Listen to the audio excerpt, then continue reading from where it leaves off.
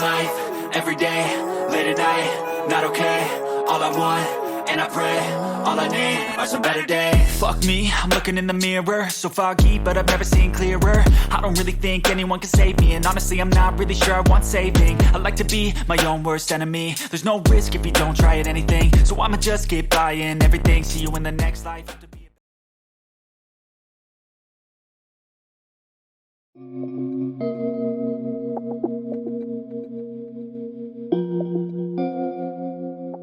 Oke, kembali lagi di konten bacain berita ekonomi dunia. Akhir ini kita dikejutkan dengan, sebenarnya nggak dikejutkan juga sih teman-teman semuanya. Kenapa? Karena yang namanya rupiah melemah itu udah kayak sesuatu yang lazim gitu ya, udah biasa gitu. So, kali ini Aidil mau bacakan setelah rupiah melemah, ketika rupiah melemah, kira-kira siapa sih yang merasa diuntungkan gitu. So, inilah bacain berita ekonomi dunia dengan judul ini dia mereka yang diuntungkan dari pelemahan rupiah.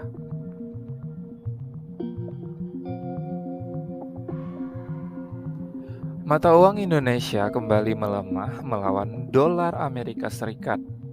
Di sepanjang pekan ini, rupiah terkoreksi 0,17% ke 15.015 rupiah per 1 dolar Amerika Serikat. Lantas, siapa saja yang diuntungkan? Kini, rupiah diperdagangkan di atas level 15.000 per 1 dolar. Pelemahan mata uang Garuda terjadi setelah Bank Sentral Amerika Serikat menaikkan suku bunga acuannya secara agresif. Di sepanjang tahun ini, The Fed telah 2 kali menaikkan suku bunga acuannya dengan total 75 basis poin hingga Juni. Pada 26 sampai 27 Juli waktu setempat, The Fed dijadwalkan akan menggelar pertemuan untuk mendiskusikan kebijakan moneternya. Pasar memprediksi bahwa The Fed akan kembali menaikkan suku bunga acuan 70 sampai 100 BPS untuk meredam inflasi yang melonjak 9,1% di Juni. Berbeda dengan The Fed, Bank Indonesia justru memilih menjadi merpati untuk mempertahankan suku bunga acuan di 3,5%. Bank Indonesia menilai angka inflasi Indonesia yang berada di 4,35% masih relatif lebih rendah ketimbang negara-negara lain di dunia. Selain itu, inflasi inti yang berada di 2,63% dinilai masih berada dalam target kisaran Bank Indonesia di 2-4%. Sehingga urgensi Bank Indonesia untuk menaikkan suku bunga acuannya dinilai belum diperlukan. Sementara beberapa analisis memprediksikan Bank Indonesia akan mulai menaikkan suku bunga acuannya pada pertemuan di Agustus dan September. Akibatnya, rupiah pun tertekan di hadapan dolar Amerika Serikat. Secara year to date, rupiah bahkan telah terkoreksi 5,2% dan 2,1%-nya berasal dari kinerjanya pada Juni. Setelah Bank Indonesia mengumumkan kebijakan moneter, rupiah pun langsung melemah ke 15.030 rupiah per 1 dolar Amerika. Tapi berhasil memangkas koreksinya hingga berakhir ke 15.015 rupiah per 1 dolar Amerika pada Jumat 22 Juli. Melemahnya rupiah tidak selamanya berdampak negatif. Nah, ini nih beritanya. Seperti ungkapan peribahasa, ada siang ada malam.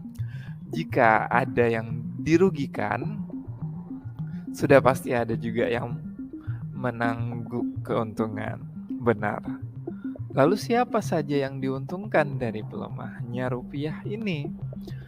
Terkoreksinya rupiah membuat harga produk Indonesia lebih kompetitif di luar negeri, sehingga industri dalam negeri memiliki kesempatan mendongkrak ekspor. Tapi ingat, tidak semua hal yang berkaitan dengan ekspor diuntungkan. Hanya eksportir yang masih mengandalkan bahan baku dari dalam negeri. Sektor yang diuntungkan mulai dari hasil laut, produk pertanian dan perkebunan, dan komoditas ekspor utama Indonesia yaitu bahan bakar mineral. Jika mengacu pada data Badan Pusat Statistik, neraca perdagangan Indonesia berhasil membukukan surplus senilai 5,09 miliar, ditopang oleh nilai ekspor yang meningkat sebanyak 40,68% dibandingkan tahun lalu dan 20,3% secara bulanan. Meskipun nilai impor juga naik 21,98% secara tahunan dan 12,87% secara bulanan, namun nilai impor relatif lebih rendah sehingga Indonesia berhasil membukukan surplus. Ekspor non-migas, minyak dan gas berkontribusi sebanyak 17,31 miliar US dollar pada nilai ekspor. Sementara nilai ekspor migas hanya senilai 1,24 miliar US dollar. Ekspor non-migas meliputi ekspor bahan bakar mineral yang termasuk batu bara, minyak bumi dan gas alam berkontribusi pada ekspor Indonesia senilai 5,11 miliar US dollar atau setara 76,7 triliun. Asumsi kurs 15.015 rupiah per 1 dolar Amerika. Sedangkan ekspor lemak dan minyak senilai 3,38 miliar US dollar atau setara 50 triliun rupiah, dan komoditas besi dan baja berkontribusi 2,24 miliar atau setara 33,5 triliun rupiah. Tidak hanya itu, ekspor kendaraan dan bagiannya memberikan sumbangan senilai 0,97 miliar US dollar atau 14,5 triliun rupiah. Maka dari itu, pelemahan rupiah pada Juli tentunya akan memberikan keuntungan yang lebih besar bagi para besar lagi pada nilai ekspor, sehingga diharapkan dapat berdampak positif terhadap neraca perdagangan di bulan depan. Nah, pelemahan rupiah menjadi durian runtuh bagi para tenaga kerja Indonesia yang ditempatkan di Amerika Serikat. Melansir data Badan Nasional Penempatan dan Perlindungan Tenaga Kerja Indonesia (BNP2TKI) per Juni 2022, bahwa ada sebanyak 121 TKI yang bekerja di Amerika dan Pasifik dan menempatkan kawasan tersebut menjadi area tujuan favorit para TKI karena mampu memberikan gaji yang cukup tinggi selain Eropa. Pekerjaan migrasi di Amerika Serikat biasanya bekerja pada sektor perhotelan dan kapal persiar. TKI yang bekerja di Amerika Serikat tentunya akan digaji menggunakan nilai tukar dolar Amerika Serikat, sehingga pelemahan rupiah akan menguntungkan para TKI. Misalnya TKI digaji dengan 1.000 US dollar yang semula hanya mendapatkan sekitar 14 juta rupiah dengan asumsi 14.000 rupiah per 1 dolar. Saat ini 1 dolar Amerika Serikat diperdagangkan dengan nilai 15.015 rupiah per 1 dolar Amerika Serikat, maka TKI akan mendapatkan sekitar 15 juta mengkonversi gaji dengan dolar Amerika ke rupiah. Sementara itu, Hong Kong masih menempati posisi pertama sebagai negara tujuan utama TKI, di mana periode Januari hingga Juni 2022 ada sebanyak 24.753 pekerja asal Indonesia, disusul oleh Taiwan dengan total 17.890 pekerja.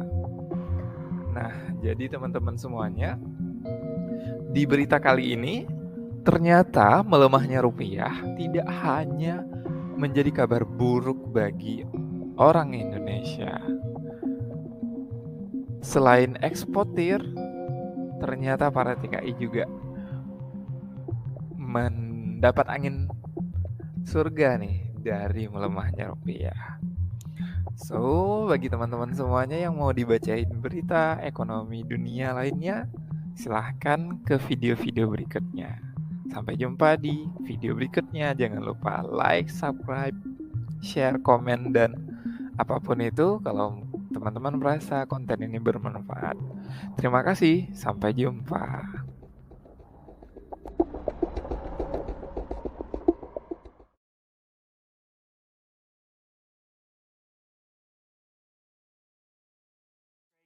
And grip it and go and get an x-ray.